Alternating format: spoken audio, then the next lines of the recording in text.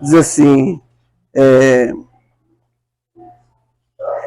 vamos ler do 1 até 1 e 2. Diz assim, ora, pois já que Cristo padeceu por nós na carne, armai-vos também vós com este mesmo pensamento, que aquele que padeceu na carne já cessou do pecado, para que no tempo que vos resta na carne, não vivais mais segundo as concupiscências dos homens, mas segundo a vontade de Deus. Amém? Vamos ler todos juntos de número 2. Para que no tempo que vos resta na carne, não vivais mais segundo as concupiscências dos homens, mas segundo a vontade de Deus. Amém.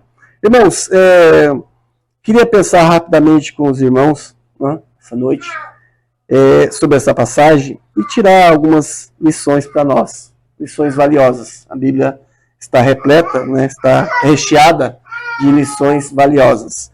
O versículo que nós lemos diz o seguinte, para que no tempo que nos resta na carne, não é? Porque quando uma pessoa conhece a Cristo como seu único e suficiente Salvador, quando ela está confiando, na verdade, em Cristo para a salvação da sua alma, quando ela passa a ter esta fé viva, ela está aguardando ou o retorno de Cristo ou que Cristo chame. Então, uma vez que uma pessoa crê em Cristo como seu Salvador, uma vez que nós nos convertemos, a nossa vida passa a ser uma contagem regressiva, não é? Para que nós nos encontremos com o nosso Senhor. Ou seja, se o irmão se converteu um mês atrás, é um mês a menos para ele se encontrar com o Senhor. Passou mais um mês? 2 meses a menos para ele se encontrar com o Senhor. 3 meses e assim sucessivamente. Por isso que ele diz que o tempo que nos resta na carne. Ou seja, ele fala de um tempo que terá um fim. E esse fim será quando nós nos encontrarmos com o nosso Senhor Salvador, Jesus Cristo. Não é? Ele fala, para que o tempo que nos resta na carne, então temos um tempo de vida ainda antes de nos encontrarmos com o Senhor. E ele fala que durante esse tempo que temos, antes que nos encontremos com o Senhor, nós devemos viver de uma forma que agrade a Deus. Não de uma forma dispersa, não da maneira que acharmos melhor, que acharmos bem, mas o Senhor tem uma vontade específica para as nossas vidas, né? Ele nos tem alistado no seu exército para que batalhemos pela sua verdade, pela verdade do Evangelho. E ele continua, né? No tempo que nos resta na carne, não vivamos mais segundo a concupiscência dos homens, mas segundo a vontade de Deus. É um texto assim, ele se explica, né? É um axioma, ele se explica sozinho. É fácil de entender o que o Senhor está nos dizendo aqui. Nosso texto aqui, ele ressalta, eu diria, 2 condições completamente opostas. Salta aos olhos essas 2 condições opostas que nós vemos nesse pequeno versículo.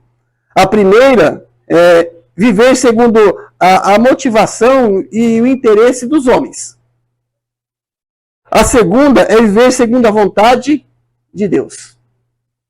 É interessante quando Pedro enaltece e deixa assim bem notório essas duas maneiras de viver. O interessante é que ele trata delas de uma maneira, elas são diametralmente opostas. E não existe um meio termo. Ou você vive de acordo com a vontade dos homens, ou você vive de acordo com a vontade de Deus. Né? Mas alguém pode perguntar, mas pastor, nós somos crentes, quem já creu em Cristo, tem como viver segundo a vontade dos homens? Nós não somos dirigidos por Deus, não queremos agradar a Deus? Irmão, se não houvesse essa possibilidade, não haveria escrito este versículo aqui. Porque Pedro está dizendo para pessoas crentes e pessoas perseguidas, que o contexto de Pedro aqui são pessoas em dificuldades. Né? Nós sabemos que nós sofremos apertos de todas as espécies, de todos os lados e de todas as maneiras. De forma que viver o Evangelho não era fácil na época que Pedro escreveu essa carta, bem como não é fácil nos nossos dias. Né? E ele diz então, esta palavra de Pedro, irmãos, é uma exortação. É uma exortação. Uma vez que a pessoa conhece a Cristo e tem os seus olhos abertos para as mazelas do pecado e os flagelos do mundo, não é? Uma vez feito isso, ela recebe do Senhor Jesus Cristo, ou por meio do Senhor Jesus Cristo, condições de viver para que o Senhor seja glorificado e enaltecido por meio da sua vida. Ela recebe uma tarefa, ela recebe um trabalho. Nós vemos constantemente Jesus contando parábolas de crentes que estão trabalhando, não é? De pessoas que estão envolvidos na obra. A parábola dos trabalhadores da vinha, do talento, tem muitas. Ou seja, Deus nos chama com um objetivo, com um propósito, não é? E então nós temos, segundo o texto que nós lemos, de um lado a vontade dos homens e do outro lado a vontade de Deus. E Pedro aponta essas duas direções. E ele fala conosco como crentes e diz: não ande deste lado, mas ande deste lado. Não esteja com as pessoas que estão deste lado, mas esteja com as pessoas que estão deste lado. Não com os homens, mas com Deus. Não é? E é interessante como ele nos fala isso. Então nós temos, de um lado, Deus com a sua santa vontade para a vida dos crentes. Deus, né, com o seu cuidado sempre terno e carinhoso para com a vida dos seus filhos. E temos, do outro lado, as concupiscências dos homens. É uma palavra complicada, né? Concupiscência. Concupiscência significa desejo desenfreado, desejo exagerado, exacerbado, um desejo assim, sem limites. Não é? É um desejo que não pode ser satisfeito. Então ele diz para nós: não viva segundo essa concupiscência dos homens, porque você nunca alcançará aquilo que você busca. Você nunca se dará por contente, nunca se dará por satisfeito, nunca haverá nada completo na sua vida. Você sempre estará triste, você sempre estará buscando algo mais, não é? Não é para viver segundo a concupiscência dos homens, mas segundo a vontade de Deus. Então nós temos aqui, irmãos, duas realidades que fazem parte, eu diria, fortemente. Elas estão fortemente presentes na vida de todo o cristão. Algumas pessoas pensam que uma vez que uma pessoa se converte, ela não peca mais. Não é? Que ela se torna uma pessoa perfeita e ilibada. Isso seria o ideal. Na verdade, é o ideal. Não é? Mas nós sabemos que nós temos ainda duas naturezas. A velha natureza e a nova natureza. O velho homem e o novo homem. O homem exterior e o homem interior. O que acontece na realidade é que quando o crente ele peca, e pecar é desobedecer a palavra de Deus, não é? Se rebelar contra a vontade de Deus, quando o crente peca, essa sua nova natureza interior, esse seu novo homem, a sua vontade é violada. Ou seja, prevaleceu a vontade do velho homem, do homem exterior e da velha natureza. Saiba, toda vez que você, irmão, peca, a sua nova natureza foi violada. A sua vontade foi violada. Não é? Então nós vivemos dessa forma.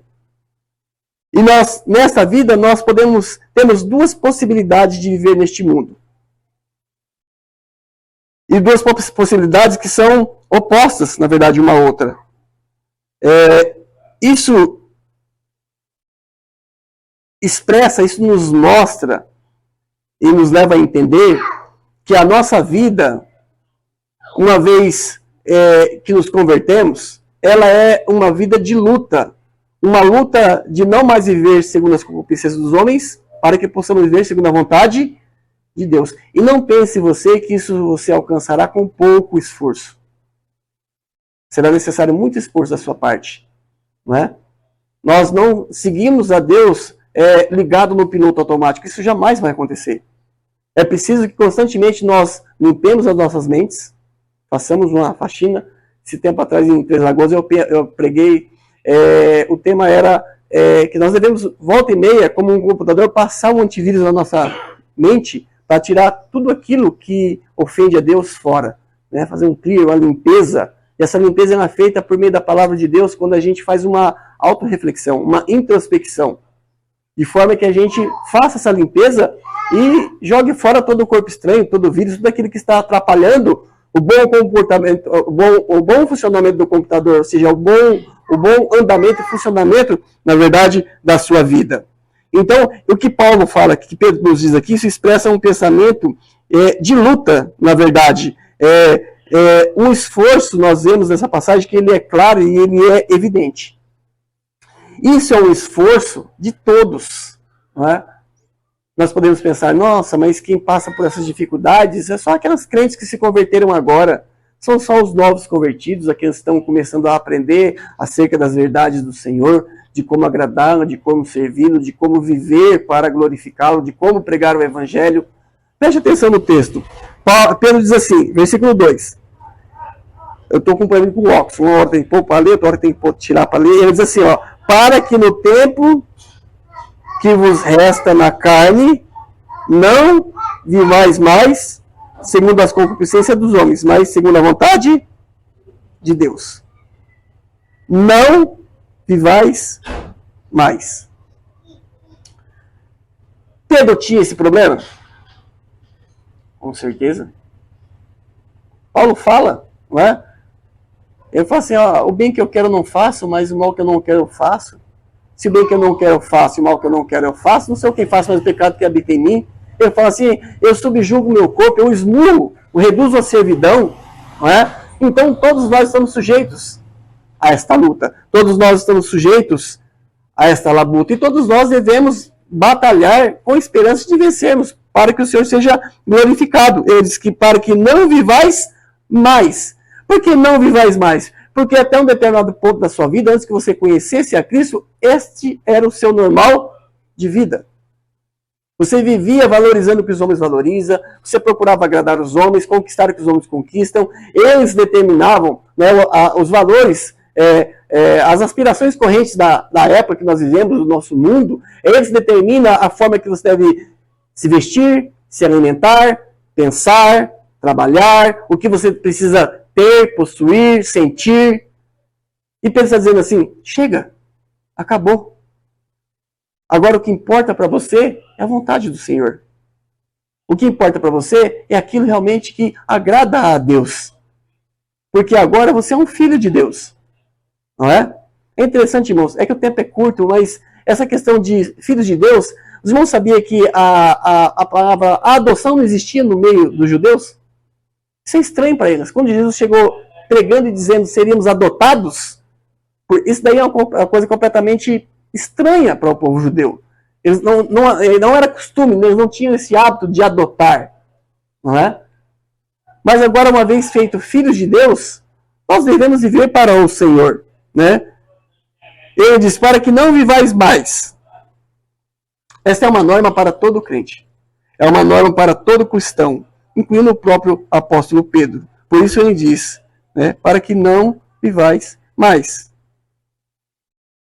Ele está dizendo para nós, ele está dizendo para os cristãos da sua época, que estavam passando por uma grande perseguição, ele está dizendo o quê? Ele está dizendo, deixe de viver segundo os valores dos homens, não é?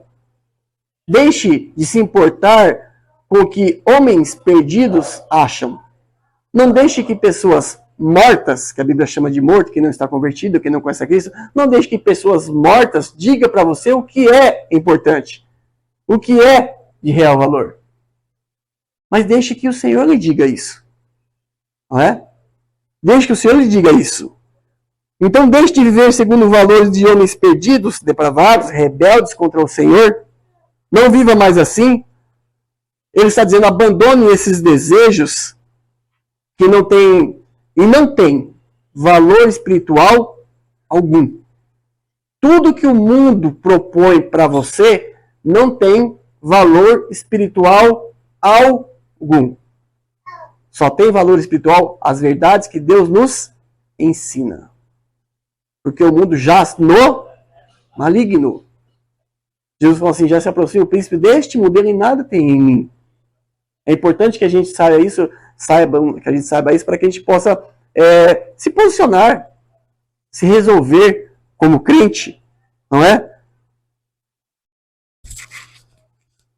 Ele fala, abandone esses desejos que não têm valor nenhum, espiritualmente falando, abandone essas práticas, abandone esses anseios, abandone tudo aquilo que não vem do Senhor, ele está dizendo. E para que isso aconteça, irmãos, é preciso que você faça uma coisa. É preciso que você mude o foco da sua vida. Mude o foco. Porque você corre atrás daquilo que você está focando. Você vive em função daquilo que você estabeleceu. Mude o foco. Não é? Viva olhando para Cristo, autor e consumador da nossa fé. Viva levando cativo todo pensamento à obediência de Cristo. Mude o foco. Isso é importante, né? Só que tal mudança, irmãos, né? E tal, eu diria, vivência, como eu disse, demanda esforço, demanda dedicação, concentração, abnegação. É preciso que você realmente tenha um coração dedicado ao Senhor. Senão você não conseguirá. É preciso. Com certeza você precisará da ajuda de outros irmãos em Cristo. Com certeza você precisará de aconselhamento do seu líder espiritual. Não é? Com certeza, porque é assim que Deus faz. Você precisa do conselho daqueles que velam por vossas almas. É necessário.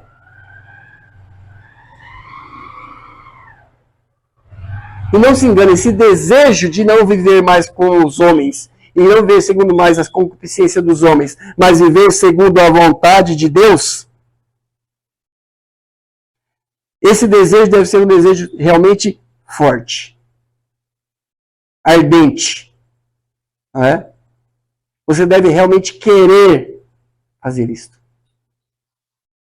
Porque senão você não conseguirá subjugar o seu homem velho. Você não conseguirá morrer para a carne. Então deve haver esse desejo. Você realmente precisa deixar muitas coisas que você achava que tinha algum tipo de valor ou de importância, mas agora conhecendo Deus e a sua vontade, você entendeu que são coisas, como diz Salomão, vãs. Então é preciso que você deixe muitas coisas para que você possa agradar a Deus. Para que você possa viver segundo a vontade de Deus. É preciso que você não mais faça muitas coisas que você fazia. Porque é interessante, irmãos, Deus tem dado entendimento para nós. Ele tem nos mostrado realmente o que é verdadeiro. Ele tem nos mostrado realmente qual a sua vontade. Eu digo em Três Lagoas, né? Chega um momento na nossa vida que realmente nós pecamos, não porque não sabemos o que é correto, mas porque nós realmente abrimos nosso coração para as coisas erradas. Eu creio que crentes, vou citar aqui como eu, o Márcio, que já tem um tempo mais de estrada, dificilmente a gente peca porque não sabia que era errado. Sabíamos. Mas é preciso que haja essa dedicação, esse esforço. Coisas precisam deixar de ser feitas. Ele diz, não vivam mais, não vivam mais. Certas coisas no seu viver têm que ser deixadas para trás. Têm que ser mudadas. Não é? As pessoas não têm, eu diria, visto uma operação efetiva de Deus nas suas vidas, porque elas não têm dado a si mesmas essa oportunidade de Deus trabalhar nas suas vidas, porque elas tomam a frente em tudo. Elas não esperam Deus agir. Na realidade. Ele está dizendo para não mais valorizar aquilo, muitas coisas que nós valorizávamos. Isso é preciso para que possamos passar a viver segundo, de acordo, conforme a vontade de Deus. Eu estava pensando em eu colocar aqui, segundo, então Deus tem uma vontade? Sim, Ele tem uma vontade. Objetiva, específica e clara para a vida dos seus. Eu tenho reparado, irmãos, eu tenho visto, a gente conversa com muita gente na rua que se diz cristão, na internet, nas redes sociais, e eu tenho visto, na verdade, muitos cristãos por aí que são infelizes. Irmãos, eles são infelizes por não ser aquilo que o mundo determinou que eles fossem. Eu vejo muito crente que, na verdade, muito cristão, que eles são infelizes por não ter aquilo que o mundo diz que eles teriam que ter, mas que eles não precisam. Mas que eles estabeleceram como alvo para suas vidas. Continuam vivendo segundo as concupiscências dos homens. Não é?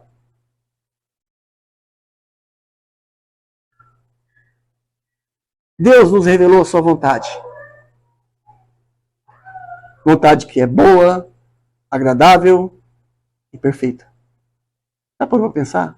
Uma vontade boa, no real sentido da palavra, que é agradável. É claro que não à carne, não ao mundo, mas a Deus. E que é perfeita, é completa, na realidade. Mas a pergunta é, você consegue realmente viver segundo a vontade de Deus? Você tem vivido segundo a vontade de Deus? O que tem pesado mais em sua vida, a vontade de Deus ou a concupiscência dos homens? Muitas vezes sofremos mazelas causadas pelo pecado que nós mesmos procuramos. Comemos frutos amargos que nós mesmos plantamos. Mas Deus é tão misericordioso que Ele tem nos dado dia a dia a oportunidade de virar as costas para as coisas do mundo, virar as costas para essas concupiscências mundanas e nos voltarmos para o Senhor.